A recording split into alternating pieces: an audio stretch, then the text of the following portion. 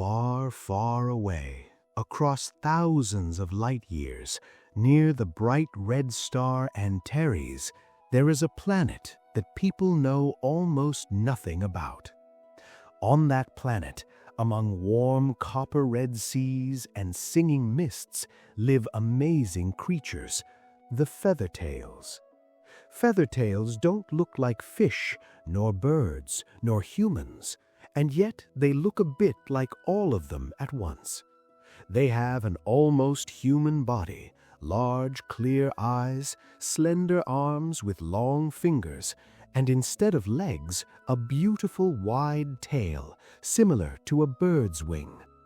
That tail is covered with soft, shiny feathers that shimmer in the water with silvery blue and red colors. Feathertails also have gills just below their necks, allowing them to live in the water just as easily as the fish you are familiar with. Most of all in the galaxy, Feathertails are valued for their singing. They say that when a Feathertail sings, even the stormiest water calms down and your heart feels warmer. Their singing is so beautiful that on distant planets, wealthy collectors sometimes raise Feathertails in large water gardens and spend hours watching them play. Once, my good old friend, Navigator Bystrenko, and I received an unusual order. Careful with them, we were told. These are young Feathertails. They need to be delivered unharmed and not frightened on the way. Come on, is this our first time transporting live cargo? Bystrenko smiled and winked at me. Our starship had a large water compartment with a transparent bulkhead. Inside swam the Feathertails, colorful, curious, and cheerful. There were 12 of them in total. They circled around each other, touched the glass walls, looked at us, and quietly whistled, as if talking among themselves. One of them, the bravest, swam right up to me and pressed a palm with long, slender fingers directly against the glass. "Look," I said to the navigator, "I think he's greeting us." "Or checking if we won't forget to feed him," muttered Bystrenko, but he smiled too. The journey began well. We passed the stargates, flew around the ice nebula, almost left the Gulf of Lost Starships, and were halfway to our destination, when suddenly our ship shuddered so violently that a cup of Altarian oozvar slipped from my hands, and the cabin immediately smelled of fiery honey and smoky herbs. "What was that?" I cried out. Bystrenko grabbed the console. "A meteor storm. No, wait, worse. We got clipped by debris from an old ship." The starship shook a second time. The lights flickered. In the water compartment, the Feathertails darted about in alarm and turned a grayish color. "The engine is overheating," said Bystrenko. "If we don't land right now, we won't last long." I looked at the screen. There's only one system nearby, a yellow dwarf, a few planets. This one, the blue-green one, there is water. The air is also suitable. The temperature is within normal limits. "Then we're landing there," said Bystrenko. And so we found ourselves in the solar system. Our starship barely made it through the atmosphere. It groaned and rattled in every possible way, shaking as if it were about to fall apart into nuts and bolts. We were looking for a place with water and a forest to save the Feathertails. "Over there," I pointed down, "a big river." "I see it," replied Bystrenko. "Hold on." We made a rough but successful landing on the bank of the wide river. The starship tilted, one landing strut broke, and something hissed loudly in the back. But the main thing was, we survived. We opened the water compartment. The Feathertails cautiously peeked outside. Before them shone the river. Morning mist floated over the water. Birds cried in the sky, and the reeds rustled quietly under the gusts of a light wind. The bravest Feathertail swam to the edge of the hatch, looked at me and Bystrenko as if waiting for permission. "Well, my friend," I said quietly, "this isn't Antares, but the water here seems good." Bystrenko nodded, pulling the probe of the express tester out of the water. "Do we release them? They might not survive in the ship." I hesitated for a moment. The order was worth a huge amount of money, and we would lose it all. But the starship's life support system wasn't working.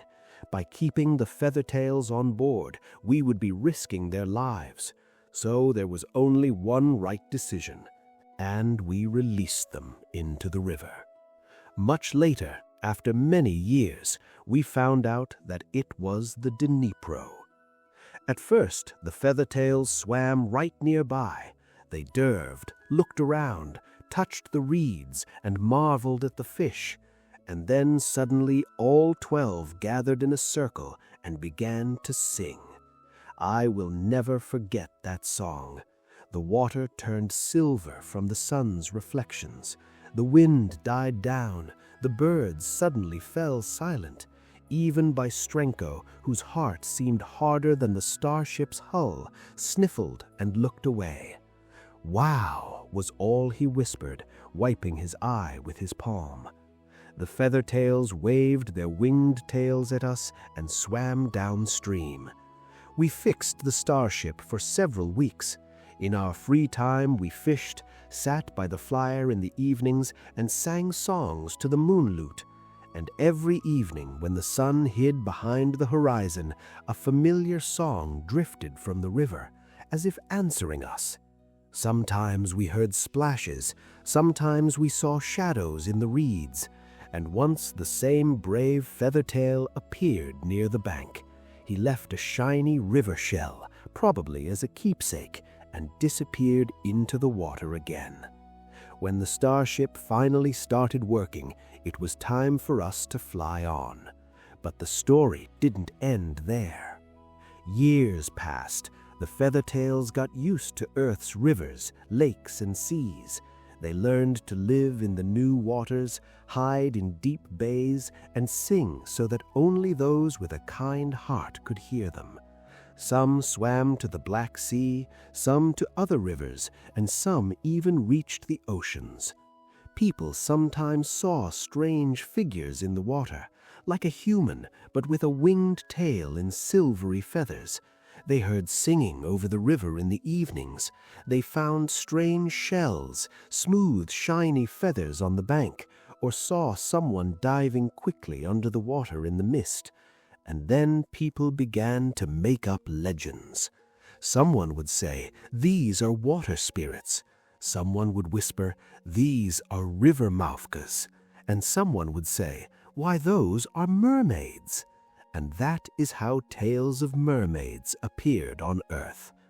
People say that on the Mermaids' Easter, at the end of spring, in that very mysterious time when nature itself puts on its festive green clothes, the mermaids swim closer to the shores, and people decorate their homes with green branches and reams, as if showing them respect.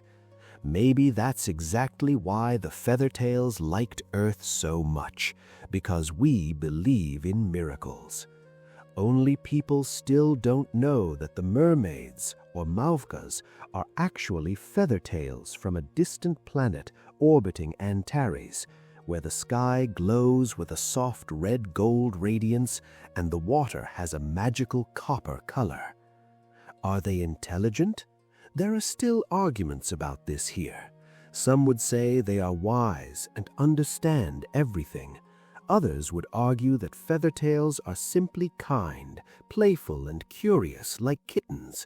But here's what I think. There are creatures who don't like long conversations, but instead sing beautifully, know how to have fun, make friends, and remember kindness. And that is quite enough. And if suddenly on a summer evening you find yourself somewhere near a river, when the mist floats over the water and the air grows thick, don't rush home. Listen closely. Perhaps you will hear a quiet, magical song. Perhaps you will see a shiny tail similar to a bird's wing in the waves. Or maybe one of the Feathertails will peek out of the water, smile at you, and disappear again. And then you will know the legends don't lie. It's just that sometimes they don't begin in a fairy tale, but among the stars.